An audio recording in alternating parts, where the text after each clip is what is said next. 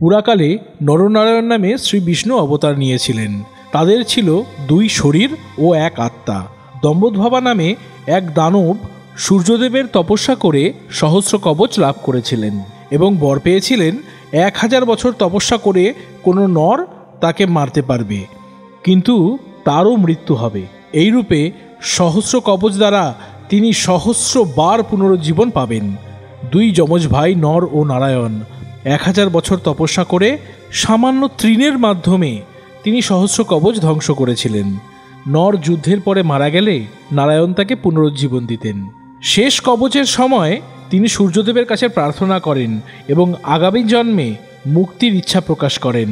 সূর্যদেবের বরে দম্বদ্ভাবা কর্ণ হয়ে জন্মান, অর্জুন ও শ্রীকৃষ্ণ হয়ে জন্মান নর ও নারায়ণ।